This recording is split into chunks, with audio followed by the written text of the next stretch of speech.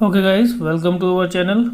मैं आपको पढ़ा रहा हूँ प्रिंसिपल ऑफ कम्युनिकेशन और आज हम पढ़ेंगे पल्स कोड मॉड्यूलेशंस। हम इससे जस्ट पहले की क्लास में समझ चुके हैं कि pulse code modulation for like digital communication. हम पल्स कोड मॉड्यूलेशन डिजिटली जब करते हैं तब तो वही डिजिटल जब हम पल्स का यूज़ करते हैं, डिस्क्रीट पल्स का use for our communication purpose और फॉर मॉड्यूलेशन पर्पस, तब हम किसका एक पल्स कोड मॉड्यूलेशन एक टेक्निक है, पल्स कोड मॉड्यूलेशन का हम यूज़ करते हैं। तो आज पढ़ेंगे हम पल्स कोड मॉड्यूलेशंस की टेक्निक क्या है, the process how generate pulse code modulation and how we communicate through the pulse code modulation. तो इससे पहले सब कुछ समझने से पहले हम एक ब्लॉक डायग्राम देख लेते हैं पल्स कोड मॉड्यूलेशंस का, फिर उसमें जो टर्म्स आएंगे उन टर्म्स को समझ लेते हैं। तो इससे हमें जो टर्म्स की हम डेफिनेशन देखेंगे तो हमें आसानी समझ में आएगी, क्योंकि हम पहले ही उसकी वर्किंग समझ चुके होंगे। तो एक्चुअल में डेफिनेशंस क्या कह रही हैं हम समझ जाएंगे। ठीक है, तो चलो स्टार्ट करते हैं। पहले हम पल्स कोड मॉड्यूलेशन में तो उसका ब्लॉक डायग्राम देखिएगा, स्टेप बाय स्टेप हम ड्रॉ करेंगे। तो पहले हमारे पास क्या होगा, हमारा एक एनालॉग सिग्नल होगा, राइट। तो लेट्स सपोज करिए ये हमारे पास क्या है, हमारा एक एनालॉग सिग्नल है। ओके,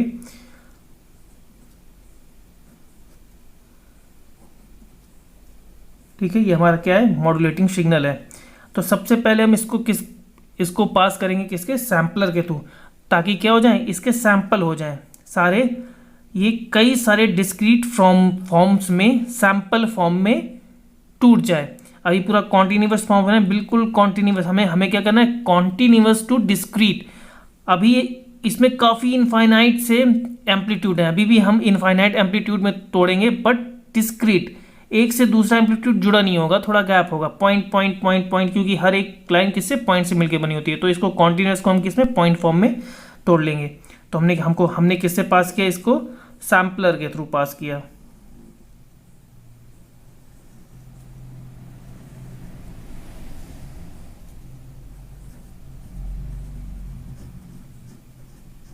सैम्पलर क्या करेगा, इसे सैंपल्स में तोड़ देगा, राइट। चलो अब देखो, जब ये हमारा मॉड्यूलेटिंग सिग्नल सैम्पलर से पास हुआ, देखो इसमें क्या कन्वर्जन होगा।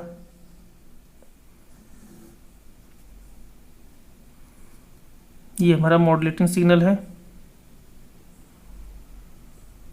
ओके, देखो ये जो हमारा सिग्नल है पूरा टूट जाएगा सैंपल्स में, इनफाइनाइट नंबर ऑफ सैंपल्स में टूट जाएगा।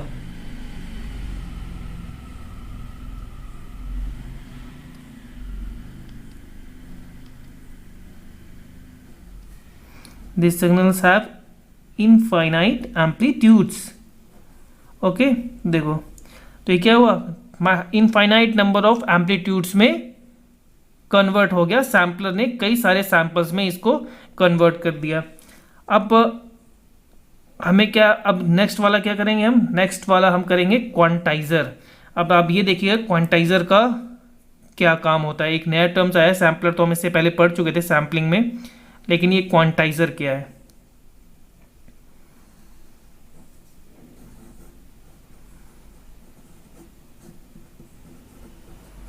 अब देखिएगा, क्वांटाइजर का काम समझना काफ़ी इंपॉर्टेंट हो जाता है यहाँ पे, कि क्वांटाइजर क्या करेगा। देखिए फिर से हम देखते हैं, ये रहा और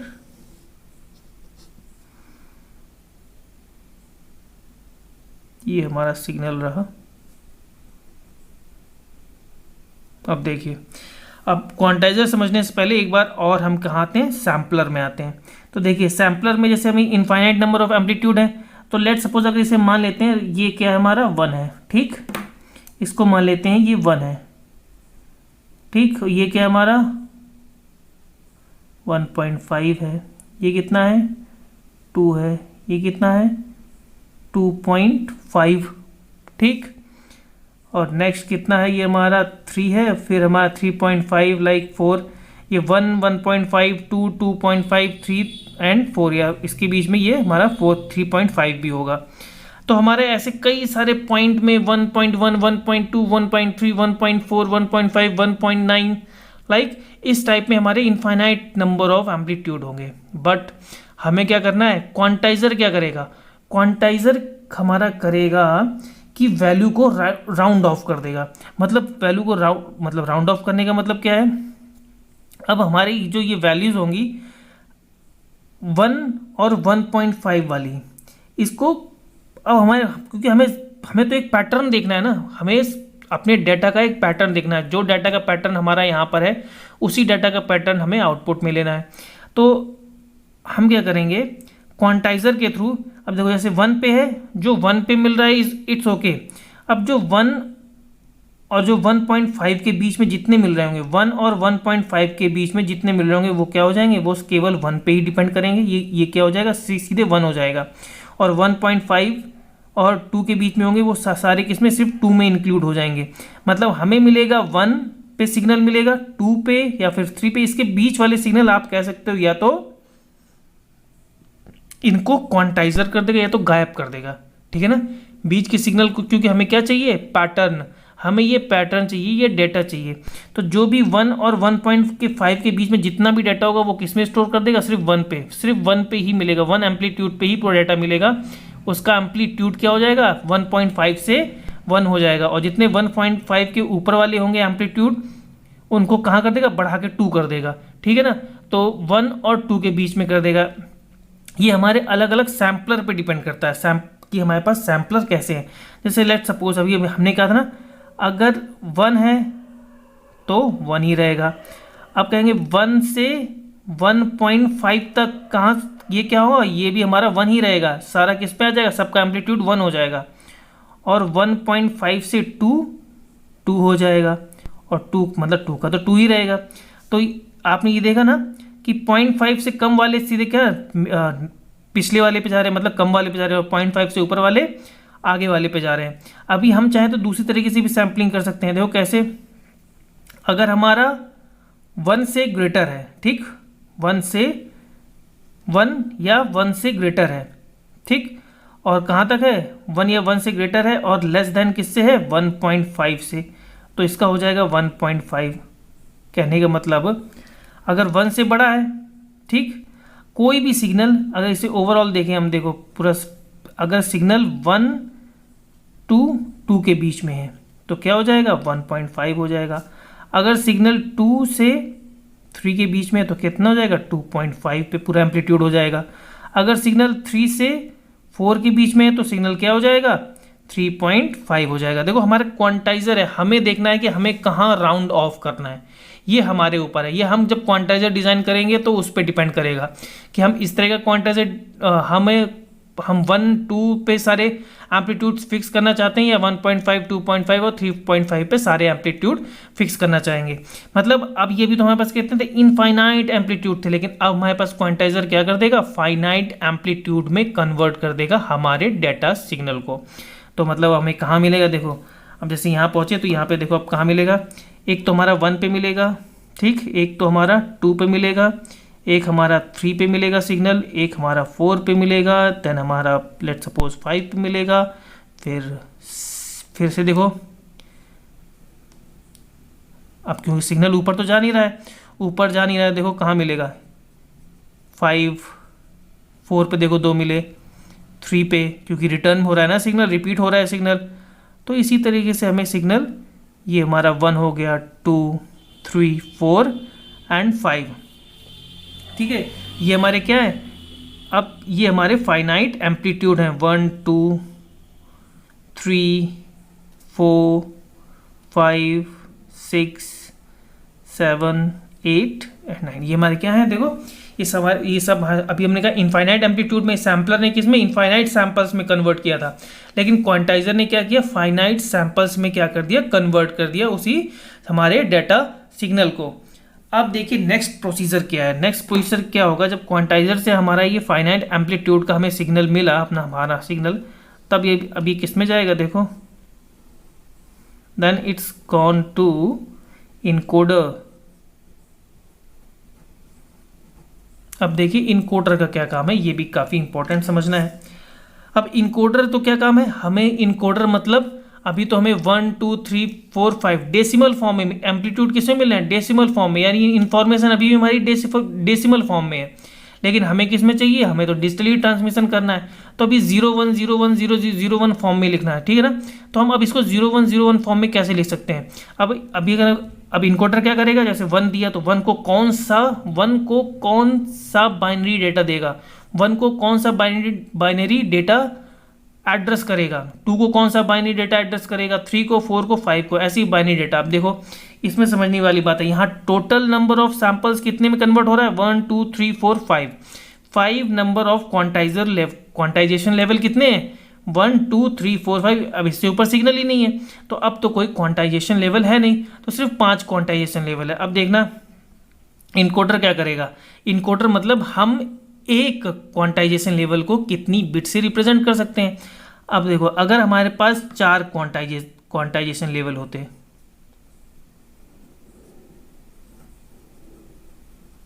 ठीक, ध्यान से देखिएगा, क्वांटाइजेशन लेवल अगर हमारे पास कितने होते, 4, मतलब यहाँ 5 है लेकिन अभी 4 देख रहे हैं। क्वांटाइजेशन लेवल अगर हमारे पास 4 होते तो क्या होता, अगर हमारे पास क्वांटाइजेशन लेवल 4 होते तो देखिए फिर हमारा क्या होता, 2 की पावर 2 होता है 4, यानी देखिए n की वैल्यू 2 है ना, मतलब 0 0 0 1 1 0 1 1। लो चारों हमारे क्वांटाइजेशन लेवल रिप्रेजेंट हो गए। 1 को हम जैसे हम कहते हैं पहले वाले को 0 0 से, दूसरे को 0 1 से, तीसरे को 1 0 से और चौथे को 1 1 से।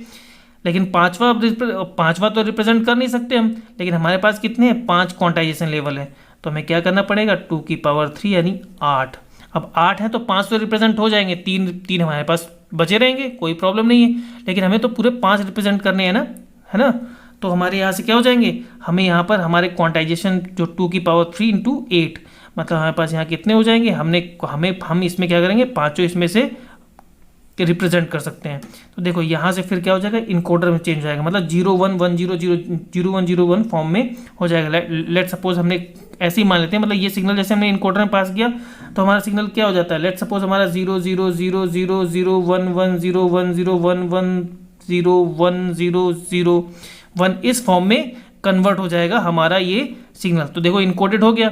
अब ये हमारा इनकोडर केस में 0 0 0 1 1 फॉर्म में कन्वर्ट हो गया, हमारा ये क्या हो गया, प्योर डिजिटल फॉर्म में सिग्नल हो गया। अब हमें इसे ट्रांसमिट करना है। वैसे तो अभी देखो ब्लॉक डायग्राम में हम देखेंगे क्योंकि हमारा बाइनरी कोड में हो गया, अब इसे हम ट्रांसमिट करेंगे और फिर रिसीव करेंगे। अब ट्रांसमिट क्या होता है, डायरेक्टली हमारा जो बाइनरी डेटा ट्रांसमिट नहीं होता है, पहले हम इसे क्या करेंगे, इसी बाइनरी को हम इलेक्ट्रिकल सिग्नल में 0101 फॉर्म में ही, लेकिन इलेक्ट्रिकल सिग्नल में कन्वर्ट करेंगे और फिर ट्रांसमिट करते हैं। अब वो इलेक्ट्रिकल सिग्नल में कैसे कन्वर्ट करते हैं वो हम थोड़ी देर बाद देखेंगे इसी में। अभी हम मानते हैं देखो इनकोडर से हमने 001 फॉर्म में कन्वर्ट कर लिया अपने सिग्नल को, और अब हम क्या करेंगे, इसे ट्रांसमिट करेंगे।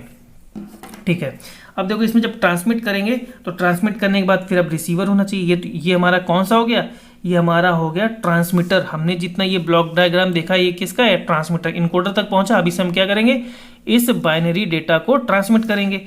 तो ये हमारा हमने क्या पढ़ा, ट्रांसमीटर पढ़ा। लेकिन अब हमें क्या पढ़ना है, रिसीवर। देखिए रिसीवर का काम क्या होगा, यहां से हमारा इनकोडर पहुंच गया, इनकोडर ने इनकोड कर दिया 001 की फॉर्म में। अब यहां से हमने ट्रांसमिट किया। अब हमारा एक रिसीवर होगा जो रिसीव करेगा।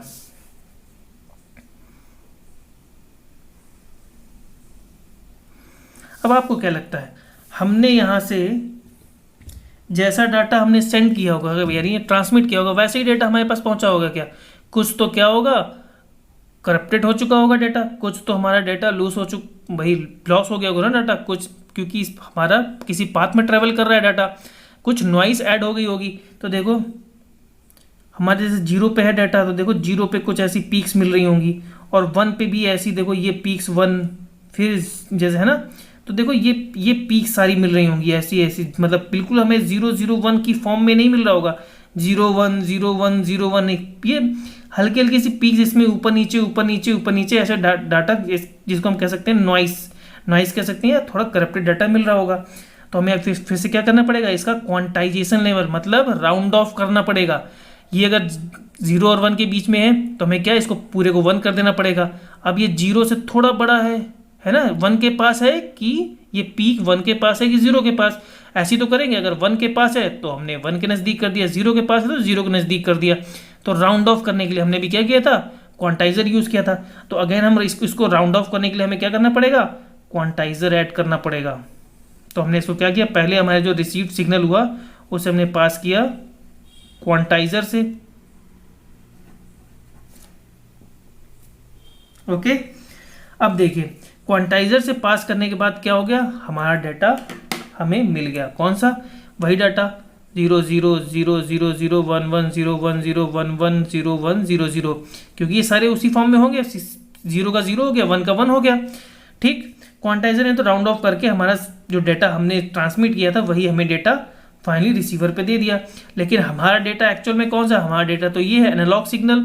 अभी तो ये डिजिटल फॉर्म में है, अब हमें डिजिटल टू एनालॉग कन्वर्टर भी करना पड़ेगा। तो पहले हमने कहा क्या, देखो पहले हमने यहाँ पे इनकोडर किया था, तो अब इनकोडर से पहले क्या करना पड़ेगा, डिकोडर। इनकोडर का रिवर्स क्या करता है, डिकोडर। इनकोडर का रिवर्स होता है डिकोडर। तो पहले हमें यहाँ पे क्या ऐड करना पड़ेगा, इस सिग्नल्स को हमें डिकोडर में भेजना पड़ेगा। तो हमने यहाँ क्या लगाया, डिकोडर। डिकोडर ने फिर से 0 1 1 0 को किस में कह दिया, हमारे सैंपल्स में कन्वर्ट कर दिया।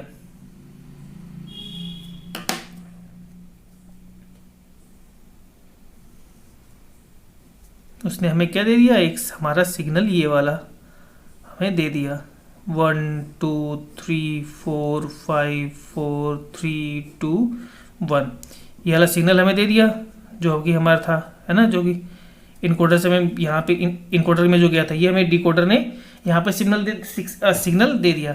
लेकिन हमें फाइनली कहाँ तक, हमें तो ये सिग्नल चाहिए अपना कॉन्टिन्यूअस सिग्नल। तो अब देखो फिर हमें क्या करना पड़ेगा, अभी हमने सैंपल एंड होल्ड सर्किट पढ़ा था ना, अब हम इसको क्या करेंगे, इसे हम सैंपल एंड होल्ड सर्किट में इस सिग्नल को दे देंगे। सैम्पलिंग थ्योरम देखिएगा, अगर सैंपल एंड होल्ड सर्किट का आपको पूरा वर्किंग देखना है तो सैंपल एंड होल्ड सर्किट में हमने इसे दिया। देखो फिर क्या करेगा, sampling and holding, sampling and holding. तो देखो सैम्पलिंग एंड होल्डिंग में क्या होगा, ये रहा हमारा डेटा, ये यहाँ पर डेटा है। देखो सैंपल एंड होल्ड में क्या होगा,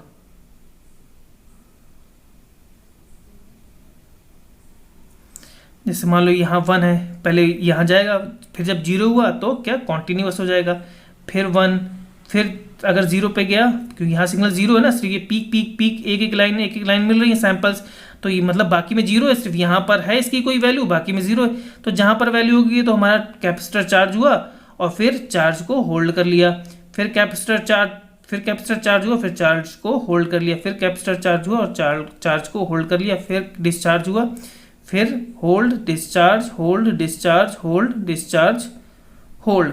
तो हमें सिग्नल देखो हमारा क्या मिल गया, ये रहा हमारा finally found signal sample and hold circuit का।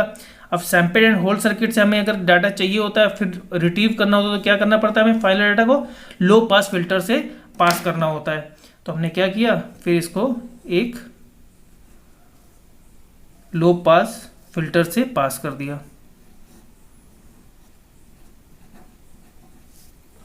तो देखिए लो पास फिल्टर से पास होने के बाद हमें क्या मिलेगा, हमारा डेटा क्या मिला था, ये हमें मिला था। ठीक, तो देखो उससे पास करने के बाद हमें फाइनली हमारा डेटा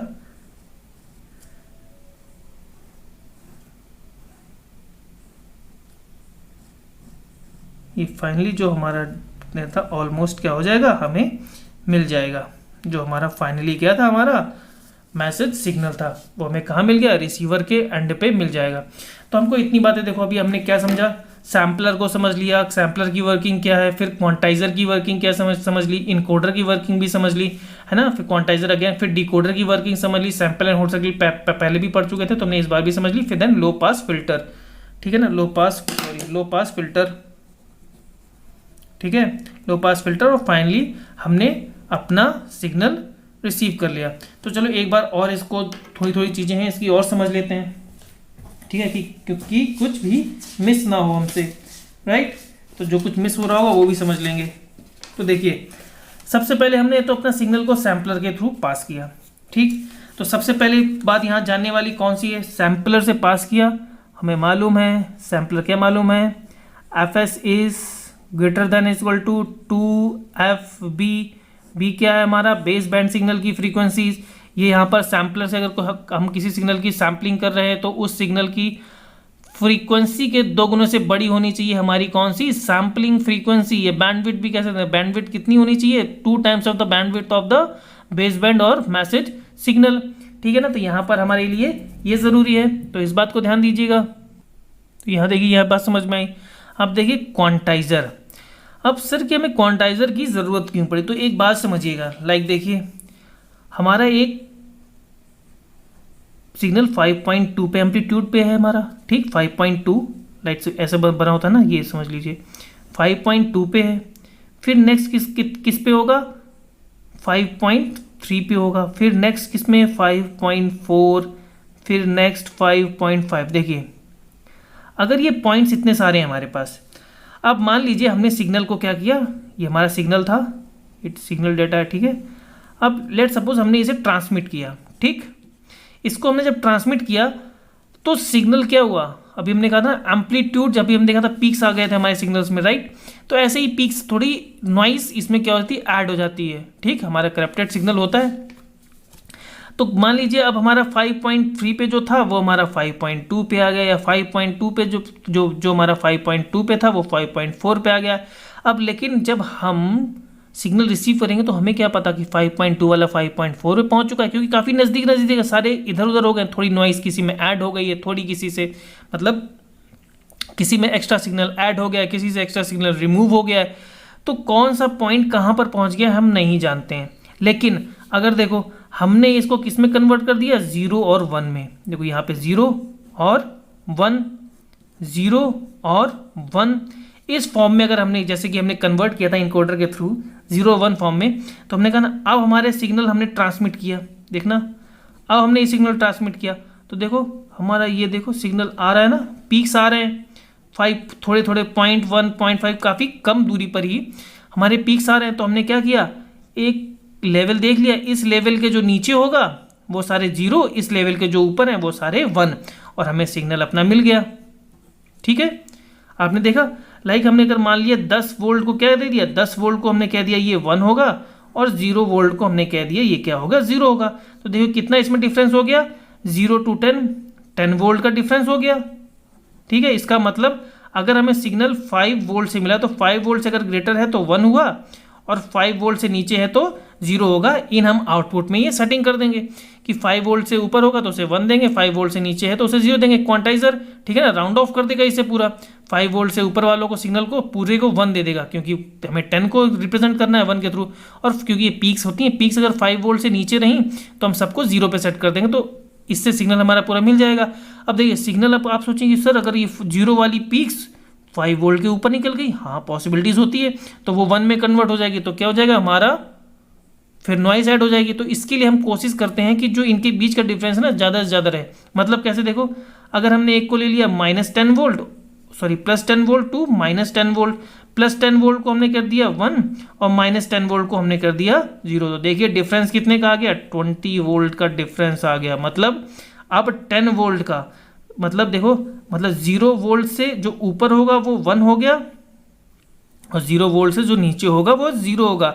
तो ये देखो ये किस में 10 वोल्ट पे ये लाई करेगा, 10 वोल्ट पे ये, तो थोड़ा और ज़्यादा वैल्यू मिल गई है ना। अब ये यहाँ पर ये का 0 वोल्ट के, तो ये इतना रिप्रेजेंट कितना 10 वोल्ट से ऊपर को पीक को जाना पड़ेगा अगर कुछ नॉइस ऐड होनी है। तो मतलब दोनों के बीच के हमने डिफरेंस को ज़्यादा ज़्यादा बढ़ा दिया, तो इससे क्या हो जाएगा हमारा और अच्छा सिग्नल हम रिट्रीव कर पाएंगे अपना, और कम से कम नॉइस ऐड हो पाएगी, है ना। तो इस नॉइस को कम करने के लिए कि नॉइस हमारी इसमें ऐड ना हो, तो हम क्या करते हैं, डिफरेंस बढ़ा देते हैं अपना किसमें, 0 और 1 के बीच में। ओके, तो ऐसे हम क्या करते हैं, अपना इनकोडर अपना डिज़ाइन करते हैं लाइक। ओके, तो आपने अभी यहाँ पे, और क्वांटाइजर तो आपने अभी देख लिया कि 2 की पावर अगर n बिट्स अगर n बिट्स अगर क्वांटाइजर हमारा n बिट्स का है तो कितने क्वांटाइजेशन लेवल पॉसिबल है, 2 की पावर n क्वांटाइजेशन लेवल। जैसे हमने भी देखा था अगर 2 बिट्स हैं, हाँ 2 बिट्स क्वांटाइजर है तो कितने क्वांटाइजेशन लेवल पॉसिबल है, 2 की पावर 2 यानी 4। देखो 2 बिट्स हैं, यानी 0 0 0 1 1 0 1 1, देखो है ना 4 क्वांटाइजेशन लेवल पॉसिबल है।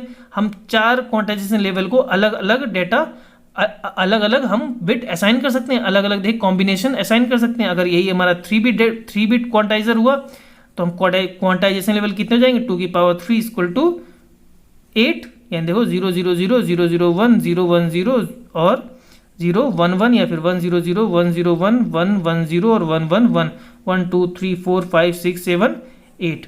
टोटल हम 8 क्वांटाइजेशन लेवल हो सकता है ना, 1 2 3 क्वांटाइजेशन लेवल अभी हमने देखा था ना, ये सब क्वांटाइजेशन लेवल। अभी तो हमारे सिर्फ यहाँ 5 थे, अब आप लेकिन हम 3 से अगर करें तो कितना 8 तक हम रिप्रेजेंट कर सकते हैं। अगर 8 से ज़्यादा हुए तो हमें अपना नंबर ऑफ बिट्स बढ़ानी पड़ेंगी, ठीक। तो ये हमने क्या पढ़ लिया, क्वांटाइजर के बारे में पढ़ लिया। तो जब हमने इतना अभी हमने इसके बारे में पूरा, यही हमारा क्या है, यही it's all over is called a pulse code modulation. हमने ये क्या किया, ट्रांसमीटर डिज़ाइन किया, और ये क्या डिज़ाइन किया हमने, रिसीवर डिज़ाइन कर दिया। ओके चलिए ठीक है ना, ये तो हमने समझ लिया। अब हम इसकी कुछ थ्योरी भी समझ लेते हैं, ओके, जो कि इंपॉर्टेंट है काफ़ी। Theory is also a important part. तो हम क्या पढ़ रहे थे, पल्स कोड मॉड्यूलेशन।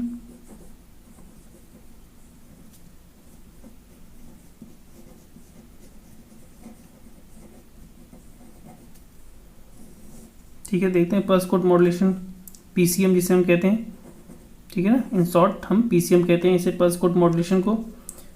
तो क्या देखिए, इन pulse code modulation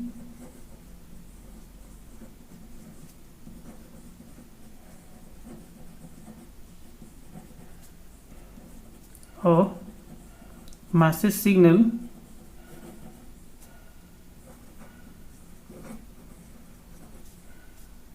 is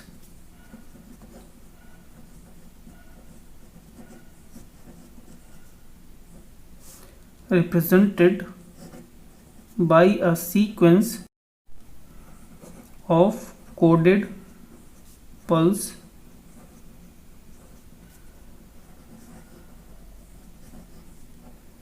which is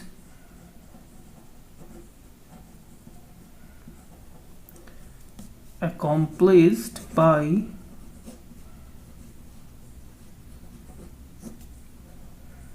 representing the signal in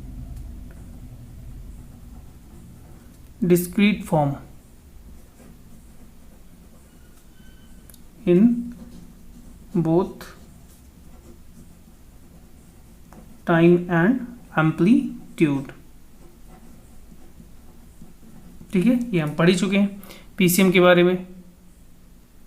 ये डिस्क्रीट फॉर्म ही देता है, टाइम और एम्पलीट्यूड दोनों ही रिप्रेजेंटेशन में।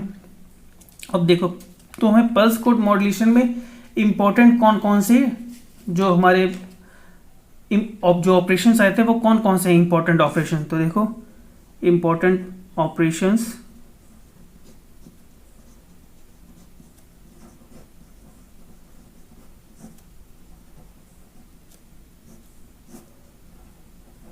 और पहला कौन सा था, sampling, second क्वांटाइजिंग,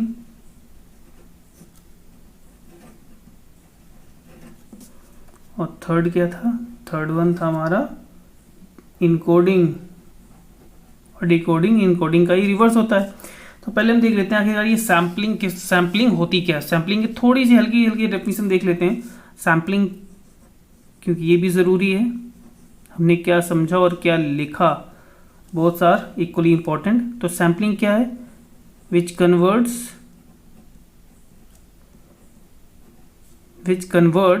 analogue signal into samples, converts into samples.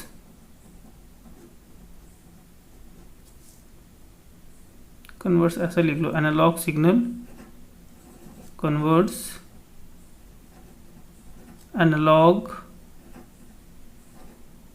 signals into samples और sample of pieces।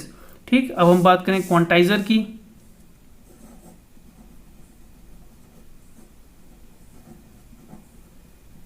देखो,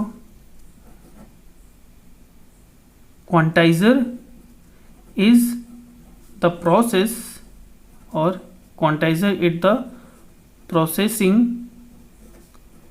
of mapping input values from large set to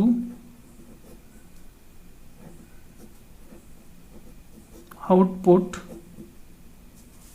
values in a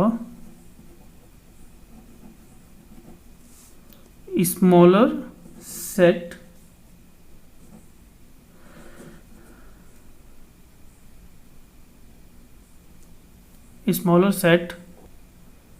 ठीक। और इसको कह सकते हैं हम अपनी सिंपल लैंग्वेज में क्या करते हैं, और राउंडिंग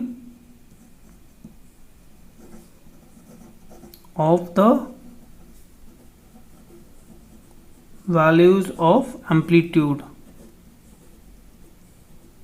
ठीक है, अब बात आती है हमारी इनकोडर की कि आखिरकार इनकोडर क्या होता है। विच कन्वर्ट्स, एक्चुअल में इसमें अगर क्या है बाइनरी में कहना है, which converts input pulses in proportional binary code output. तो क्या देखो, which convert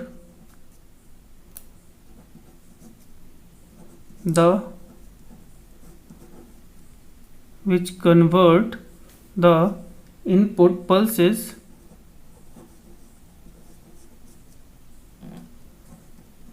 in proportional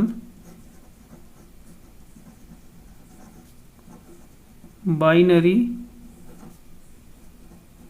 code output. ठीक है ना। और डिकोडर क्या हो जाएगा, जस्ट इसका रिवर्स हो जाएगा, which converts binary code into proportionals output pulses. ठीक है, तो ये हमारे मेन जो इंपॉर्टेंट ऑपरेशन थे, sampling, quantizing and encoding, these are the main importance operations. अब देखो थोड़ी सी और बात करते हैं अपने टेक्निकल टर्म्स में about the pulse code modulations. देखो क्या है वो, नंबर ऑफ क्वांटाइजेशन लेवल कैसे निकालते हैं, नंबर ऑफ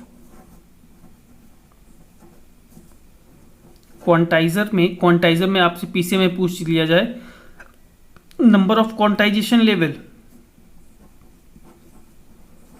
इक्वल टू कितने होते हैं, 2 की पावर n, जहां पर n क्या है, n is number of bits assign number of bits per sample. एक सैंपल के लिए जो बिट असाइन किए गए हों वही क्या है, n वही अभी हमने समझा था, n की वैल्यू क्या है 2 की पावर n, यानी अगर n equal to 2 bits per sample है तो हमें क्या होगा 2 की पावर n, यानी 4 number of quantization level possible होंगे। अब देखो ये तो हो गया हमारा नंबर ऑफ क्वांटाइजेशन लेवल। हम जानते हैं fs क्या होता है, fs सैम्पलिंग फ्रीक्वेंसीज, राइट, यानी सैम्पलिंग रेट।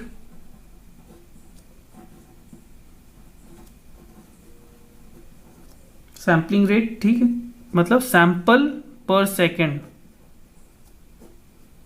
कितने सैंपल पर सेकेंड। फ्रीक्वेंसी ये तो होती है एक सेकेंड में कितने हमने चक्कर लगा लिए, तो कितने साइकिल कंप्लीट कर लिए, that's called the frequencies, right. तो ये क्या है, सैम्पलिंग फ्रीक्वेंसी या sampling rate, sample per second. अब एक बात आती है हमारी बिट रेट। अब जैसे बिट रेट की बात है तो बिट पर सैंपल, कितने बिट्स पर सेकेंड, कितने बिट पर सेकेंड हमारे पास हो रहे हैं, कितने बिट हमारे पर सेकेंड पास हो रहे हैं। एक बार से स्पीड भी देखिए, बिट रेट मतलब एज अ स्पीड। तो अगर हम बात करें बिट रेट की, बिट रेट को हम रिप्रेजेंट करते हैं आर से, तो आर इक्वल टू होता है हमारा n into F S. N क्या है, number of bits per sample, और एफ एस क्या है हमारा, sampling rate, sample per second. देखो क्या हो जाएगा, ये क्या है, बिट पर सैंपल, तो bits per sample into sample per second, sample per second, sample से सैंपल कैंसिल, तो क्या आ गया, बिट पर सेकेंड। ये तो है बिट रेट का मतलब, ये तो हमने अभी समझा था, बिट रेट क्या है, बिट पर सेकेंड, कितने बिट पर सेकेंड पास हो सकते हैं। तो bit rate R equal to n dot F S. ठीक, अब देखिए एक नेक्स्ट टर्म और देखते हैं हम।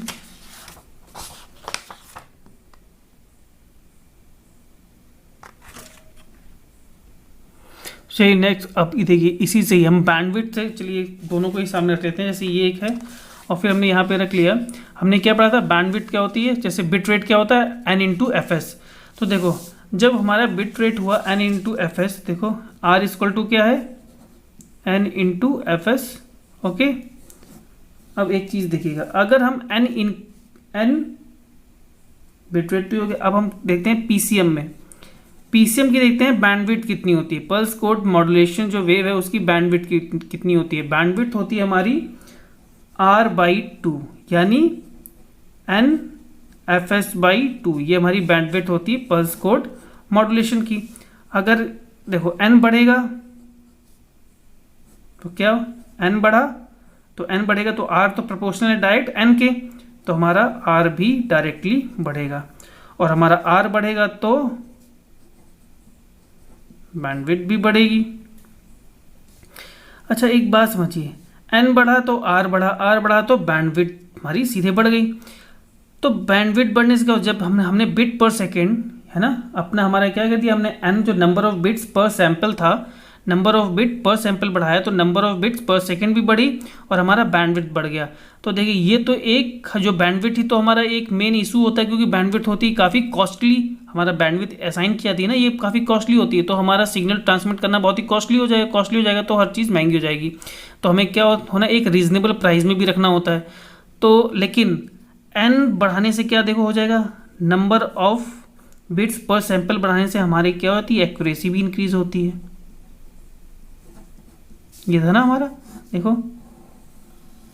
अगर n इक्वल टू 2 होगा तो क्वांटाइजेशन लेवल कितने होंगे, क्वांटाइजेशन लेवल 4 हो सकते हैं।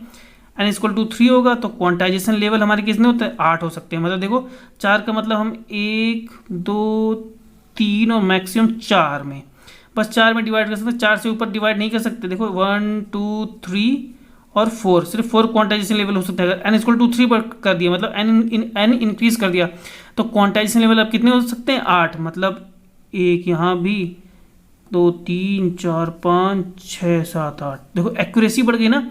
अब सिग्नल और हमारा एक्यूरेटली इसको ऑब्जर्व कर पाएगा कि आखिरकार हमारा सिग्नल का मूवमेंट या सिग्नल का जो भी कर्व है वो क्या है। तो n इंक्रीज करने से हमारी एक्यूरेसी क्या होती है, इंक्रीज होती है, लेकिन बैंडविड्थ भी इंक्रीज होती है, तो हमारा कॉस्टली भी रहता है। तो हम ना तो ज़्यादा कॉस्टली कर सकते हैं और एक्यूरेसी के साथ भी कंप्रोमाइज़ नहीं कर सकते हैं। तो हमेशा हम क्या करते हैं, n की वैल्यू यानी बिट पर सैंपल की वैल्यू, जो सैंपल पर सेकेंड की वैल्यू हम क्या करते हैं, sampling rate N number of bits per sample, number N की एन क्या है, number of bits per sample हमेशा हम ऐसे डिज़ाइन करते हैं कि ना तो हमें एक्यूरेसी के साथ ज़्यादा कंप्रोमाइज़ करना पड़े, ना ही बैंडविड्थ भी हमारी लिमिटेड रहे। तो ठीक है, ये हमने ये बताया कि हमारा इम्पॉर्टेंट रोल होता है हमारा, जो हमारी एन की वैल्यू होती है बिट पर सैंपल, उसको चूज़ करना भी एक इंपॉर्टेंट फैक्टर होता है। तो काफ़ी बैलेंस करके रखना पड़ता है। ठीक है, तो हमने यहाँ क्या पढ़ा, बैंडविड्थ पीसीएम की जो होती है बैंडविड्थ भी पढ़ ली, बिट रेट भी पढ़ ली और क्वांटाइजेशन लेवल भी पढ़ लिया। ठीक है, अब देखो हमने एक टर्म्स जो हमने पढ़ा था पहले स्टार्टिंग में, हमने कहा था ना, यहाँ पर हमारे इनकोडर ने इस सिग्नल्स को क्या किया, 001 फॉर्म में तो हो गया, लेकिन हम डायरेक्टली 001 फॉर्म को नहीं, बल्कि हम क्या करते हैं, इसको हम एक इलेक्ट्रिकल सिग्नल में कन्वर्ट करते हैं। तो उस इलेक्ट्रिकल सिग्नल को कन्वर्ट करने के प्रोसीजर कई हमारे अपने प्रोसीजर है, जैसी अपनी रिक्वायरमेंट वैसे हम प्रोसीजर फॉलो करते हैं। 5 से 6 प्रोसीजर हैं। चलिए अब उसे देखते हैं जो हमारे वो प्रोसीजर्स हैं। ठीक है, तो हम देखते हैं क्या है, बाइनरी डाटा, हम बाइनरी डाटा तक पहुंचे थे ना, लेकिन एक्चुअल में क्या होता है, binary data is converted into electrical signal before transmission.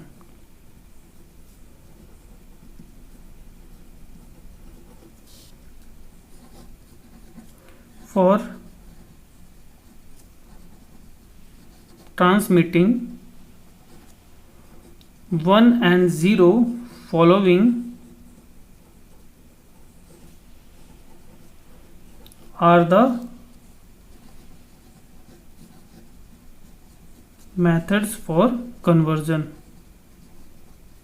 0-1 form को एक इलेक्ट्रिकल सिग्नल में कन्वर्ट करने के लिए हमारे कुछ मेथड्स हैं, ठीक है ना। वो कौन कौन से हैं देखो।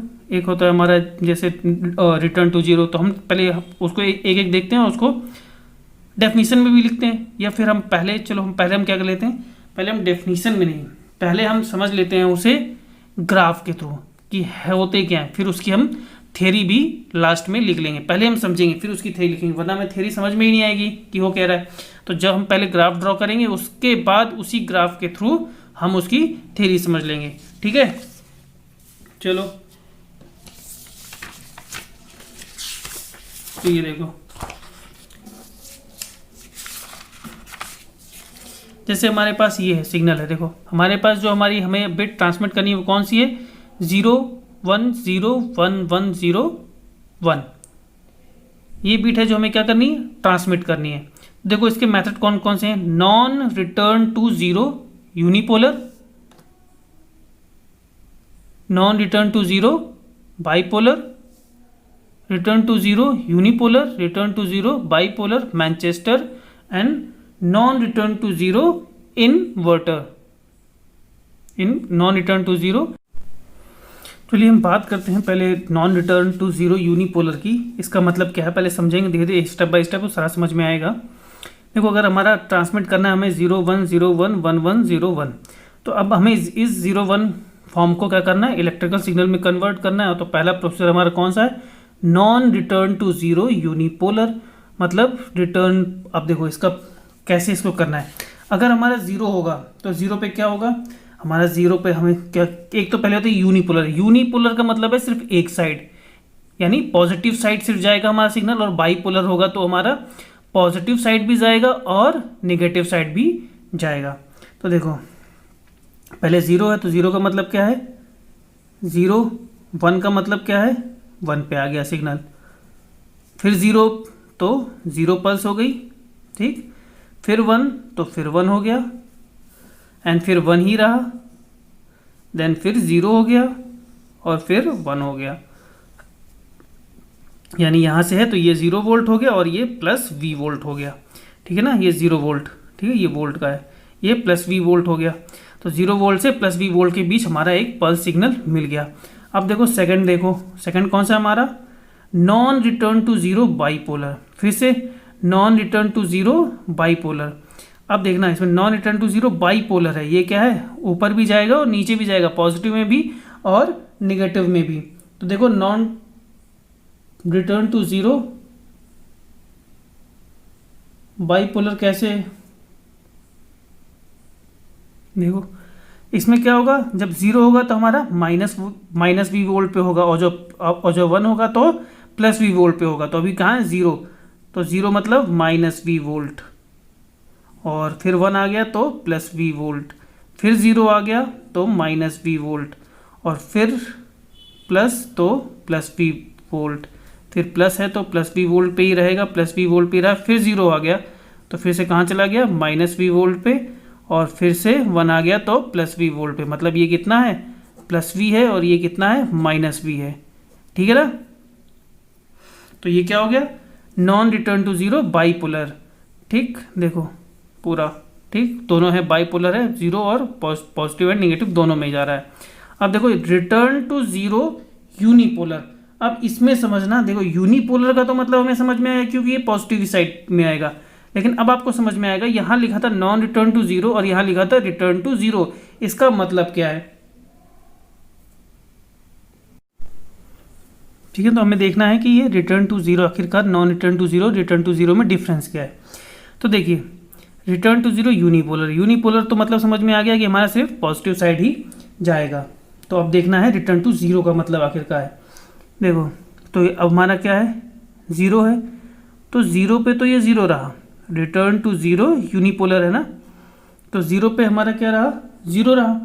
लेकिन अब देखो जब हमारा 1 पे आएगा तो 1 पे ये सीधे 1 पे जाएगा, लेकिन 1 पे अभी इसकी जो टोटल विड्थ थी, टोटल विड्थ पे जा रहा था, अभी टोटल विड्थ की हाफ पे ये 1 पहुंचेगा और फिर रिटर्न टू जीरो आ जाएगा। मतलब आधे पे ये 1 रहेगा और आधे पे 0, इसीलिए हमने इसको क्या कहा है, रिटर्न टू 0। मतलब पूरे 1 पे पूरा 1 नहीं रहेगा, पूरे 1 पे ही ये हाई वोल्टेज पे नहीं रहेगा, आधे टाइम पे ये क्या रहेगा, हाई वोल्टेज पे रहेगा, और फिर आधे टाइम बाद ये क्या आ जाएगा, लो वोल्टेज पे आ जाएगा। और अगेन फिर तो 0 ही है, तो 0 पे कोई प्रॉब्लम नहीं। फिर 1 आया तो फिर से ये हाई हो जाएगा, हाई रहेगा लेकिन आधे टाइम के लिए, और फिर से क्या हो जाएगा, आधे टाइम के लिए 0। अगेन फिर 1 आ गया तो फिर 1 पे क्या होगा, आधे टाइम के लिए क्या हो जाएगा, हाई वोल्टेज, फिर लो वोल्टेज, और देन फिर लो लो लो वोल्टेज, और फिर अगेन 1 आ गया तो फिर आधे टाइम के लिए हाई वोल्टेज, और देन फिर लो वोल्टेज। यानी ये कितना है, प्लस प्लस V वोल्ट, और ये है 0 वोल्ट। तो रिटर्न टू 0 का मतलब क्या है, 1 पे देखो, 1 पे पूरे टाइम हाई वोल्टेज पे नहीं रहेगा, ये आधे टाइम के लिए हाई वोल्टेज पे रहेगा, और फिर रिटर्न टू 0 आ जाएगा।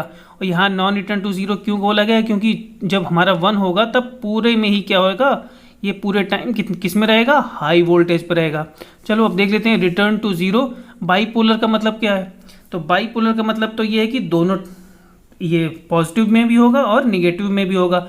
और रिटर्न टू 0 का क्या मतलब है, ये आधे टाइम बाद रिटर्न टू 0 हो जाएगा। चलो देखते हैं। तो फिर हम स्टार्ट करते हैं। देखो रिटर्न टू 0 बाईपोलर, तो देखो 1 पे क्या होगा, 1 पे ये सॉरी 0 है ना, 0 पे क्या रहेगा, ये 0 पे ये हमारा 0 ही रहा, और फिर क्या हो गया, ये 1 आया तो 1 पे इसने आधे टाइम ये 1 रहा, और फिर ये 0 हो गया अगेन, फिर ये 0 रहा 0 रहा। अब देखो अब 1 पे क्या होगा, इस बार पहले 1 पे क्या हुआ था, पॉजिटिव साइड गया था, और अब इस बार 1 पे क्या होगा, निगेटिव साइड जाएगा, लेकिन आधे टाइम के लिए। क्यों, क्या है ये, रिटर्न टू 0। और फिर अब ये निगेटिव पे चला गया, अब नेक्स्ट वाले पे किस में, पॉजिटिव पे जाएगा, लेकिन आधे टाइम के लिए। फिर रिटर्न टू 0, फिर 0 पे 0 रहेगा, फिर 1 आ गया तो 1 पे अब इस बार क्या है, पॉजिटिव था, इस बार क्या हो जाएगा, निगेटिव, लेकिन आधे टाइम के लिए। फिर रिटर्न टू 0। तो आपकी ये बात समझ में आई, ये प्लस V वोल्ट, ये 0 वोल्ट, और ये माइनस V वोल्ट। ठीक है, तो ये हमारा क्या हो गया, रिटर्न टू 0 बाईपोलर। अब हमें समझना है ये कि हमारा मैनचेस्टर क्या है। ठीक है ना, मैनचेस्टर को समझना ही हमारे लिए सबसे ज़्यादा इम्पोर्टेंट होगा। देखो मैनचेस्टर को आप ध्यान से समझिएगा कि मैनचेस्टर क्या होगा। तो अभी हम बात करते हैं जैसे मैनचेस्टर की। देखो पहले 0 है ना, तो हमारा क्या होगा, हमारा यहाँ से 0 पे आया, 0 पे वो भी कितने, आधे टाइम के लिए 0 पे आया। ये हाई वोल्टेज था, हाई वोल्टेज से आया लो वोल्टेज पे, वो भी आधे टाइम के लिए। फिर कितना हो जाएगा, फिर हाई वोल्टेज हो जाएगा। अब जैसे ही हाई वोल्टेज हुआ, अब ये देखिए हाई वोल्टेज पे होने के बाद अब आया 1 पे। ठीक है ना, अब 1 पे आया तो ये क्या रहा, 1 रहा, लेकिन आधे टाइम के लिए। फिर किस पे हो गया, 0 पे, फिर 0 हुआ, लेकिन फिर देखो फिर 0 ही तो है, तो फिर 0 हो गया, लेकिन आधे टाइम के लिए। अब कहाँ पे आ जाएगा, 1 पे। अगेन हमारा 1 ही है तो 1 चलता रहेगा, लेकिन आधे टाइम के लिए। फिर आधे टाइम बाद 0 हो जाएगा, लेकिन फिर अब कितना, फिर 1 है तो फिर 1 आएगा, लेकिन आधे टाइम के लिए। फिर तुम्हारा आगे 0 ही है तो 0 चलता रहेगा, लेकिन आधे टाइम के लिए। और फिर हमारा 0 आया, 0 के बाद फिर अब ये 1 है तो 1 तो 1 ही रहेगा, 1 लेकिन आधे टाइम के लिए। और ये फिर हमारा आ गया फाइनल। तो हमारा ये कितना है, ये हमारा है 0 वोल्ट, ये है हमारा प्लस V वोल्ट। तो आपको ये मैनचेस्टर समझ में आया। मैनचेस्टर क्या, 0 पे भी आधे टाइम के लिए रहेगा और 1 पे भी आधे टाइम के लिए रहेगा, दोनों में ही आधे टाइम के लिए ही रहेगा। अभी यहाँ रिटर्न टू 0 में क्या हो रहा था, सिर्फ पॉजिटिव वाला आधे टाइम के लिए हाई पे रह रहा था और फिर लो पे आ जाता था, लेकिन निगेटिव वाला यानी 0 वाला, लो वोल्टेज वाला लो पे ही रहता था ऑल टाइम। लेकिन इसमें क्या है, लो वाला भी ऑल टाइम 0 पे नहीं रहेगा और हाई वाला भी ऑल टाइम 1 पे नहीं रहेगा। ठीक है, तो ये हमारा क्या था, मैनचेस्टर। अब देखिए non return to 0, non return to 0 inverse, non return to 0 inverse, non return to 0 का इनवर्स। देखो अभी इसमें क्या है, देखिए नॉन रिटर्न टू 0 रिवर्स में देखिए, यहाँ तो पहले लिख लेते हैं, यहाँ पे 0 है, यहाँ 1 है, यहाँ 0 है, यहाँ 1 1 0 1, यही है हमारा। ठीक है इसको रिप्रेजेंट करना है। तो देखो जब 0 होगा तब सिग्नल क्या होगा हमारा 0, फिर क्या हो गया हमारा 1 हो गया, सिग्नल हमारा क्या हो गया 1 हो गया।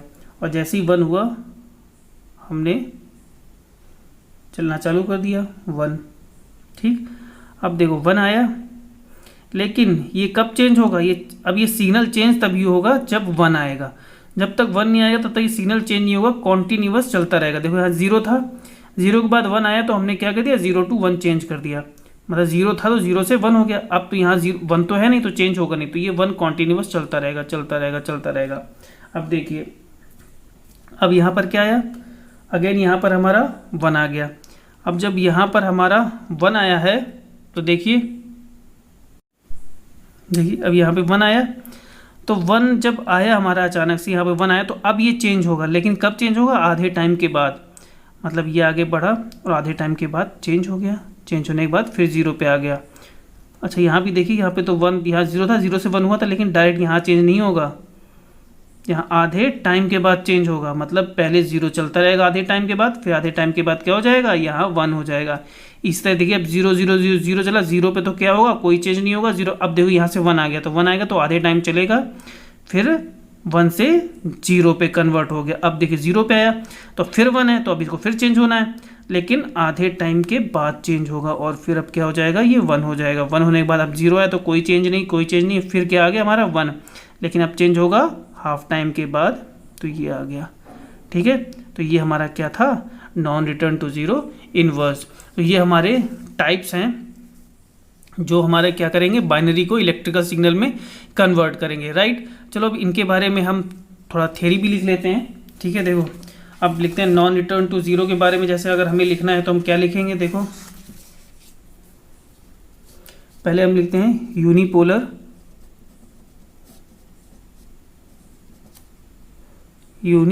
POLAR polar, non return to zero. ठीक, अगर इसके बारे में हमें लिखना हो तो हम क्या लिखेंगे, इसके बारे में हमें लिखना हो तो लिखेंगे 1 को हम क्या देते हैं, +A, और 0 को क्या लेते हैं हम, ऑफ दिखाते हैं ना, 0 को ऑफ, देखो 0 को ऑफ, और +1 को हम +A से, यानी जो भी एम्पलीट्यूड है, जो भी हम वोल्टेज हमारा हाई वोल्टेज उससे दिखाते हैं। ये तो गया यूनिपोलर। अब हम बात करते हैं bipolar non return to zero की। तो देखो इसके बारे में हम क्या लिखेंगे, अगर हम bipolar non return to zero की बात करें तो 1 को हम क्या देते हैं, +A देते हैं, और 0 को क्या देते हैं, -A। देखो हमने 0 को क्या दिया, -A, और 1 को +A, non return to zero bipolar में। अब बात करते हैं हम रिटर्न टू ज़ीरो यूनिपोलर की। अब रिटर्न टू ज़ीरो अगर यूनिपोलर की हम बात करें तो देखो इसमें क्या करते हैं हम, 1 को, अब रिटर्न टू ज़ीरो यूनिपोलर है ना, देखो तो 1 को हम क्या कहते हैं, +A, लेकिन किसमें, हाफ पल्स, ठीक है ना, और 0 को पल्सेस ऑफ। देखो return to zero unipolar, pulse क्या है, 0 पे ऑफ है, लेकिन 1 पे हाफ पल्स +A पे है, तो वही हमने लिख दिया रिटर्न टू ज़ीरो यूनिपोलर के लिए। अब बात करते हैं हम रिटर्न टू ज़ीरो बाईपोलर के लिए। तो रिटर्न टू ज़ीरो अगर हम बाईपोलर के लिए बात करें तो देखो इसमें क्या होगा, 1 को रिटर्न टू ज़ीरो बाईपोलर के लिए बात करें तो 1 को हम क्या लिखते हैं, +A and -A half pulse. देखो बाईपोलर में था ना, +A में जा, +A 1 का मतलब +A भी था और -A भी था, तो माइनस, लेकिन हाफ पल्स के लिए। अब 0 की बात करें तो पल्स इज ऑफ। ओके, तो ये हमारा हो गया रिटर्न टू ज़ीरो बाईपोलर। अब बात करें हम किसकी, मैनचेस्टर की। ठीक, अब बात करते हैं हम मैनचेस्टर की, या इसे स्प्लिट फेज भी कहते हैं। स्प्लिट फेज और मैनचेस्टर की बात करें तो देखो अगर इसकी मैनचेस्टर, ये सब कोड है ना, return to zero unipolar code, bipolar return to zero code, unipolar non return to zero code, return to zero bipolar code, Manchester code और स्प्लिट फेज कोड। तो इसकी बात करें तो देखो मैनचेस्टर में हम क्या कर रहे थे, दोनों में ही तो कर रहे थे, इसमें भी देखो 0 में हाफ 0 हो रहा था और 1 में हाफ 1 हो रहा था। तो हम इसमें क्या लिखेंगे, देखो 1 है तो क्या करेंगे, a positive pulse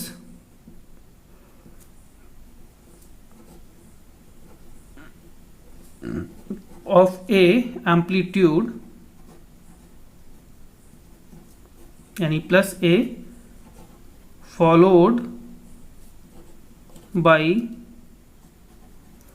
negative pulse of,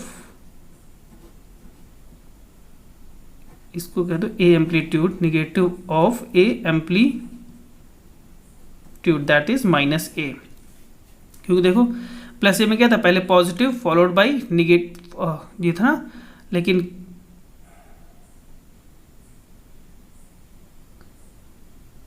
ये था पॉजिटिव पल्स था, नेगेटिव पल्स। अब बात करते हैं हम किसकी, non return to zero inverse की। तो non return to zero inverted की, तो इसमें क्या है, data value coded as transmission 1 no transmission 0।